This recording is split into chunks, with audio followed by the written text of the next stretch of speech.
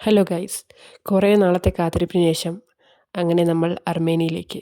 Flight ട്രിവാൻഡ്രത്ത് നിന്നായിരുന്നു. അങ്ങനെ ട്രിവാൻഡ്രത്ത് ബോർഡിംഗ് പാസും എല്ലാം ചെക്കിങ് എല്ലാം കഴിഞ്ഞതിന് ശേഷം നേരെ അബുദാബിയിലേക്ക്. അബുദാബിയിൽ പിന്നെ നമുക്കൊരു 5 മണിക്കൂർ വെയിറ്റിംഗ് ഉണ്ടായിരുന്നു.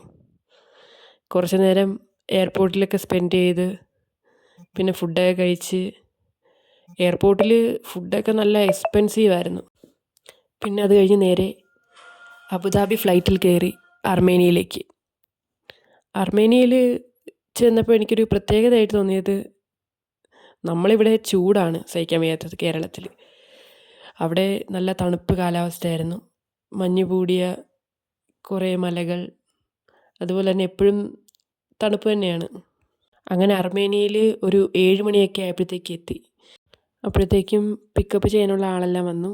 പിന്നെ നേരെ റൂമിലേക്ക്. പിന്നെ അത് കഴിഞ്ഞ് കുറച്ച് ഷോപ്പിങ്ങിനൊക്കെ പോയി. കുറച്ച് സാധനങ്ങളൊക്കെ വാങ്ങാനുണ്ടായിരുന്നു. അതെല്ലാം വാങ്ങിച്ച് നേരെ റൂമിലേക്ക്.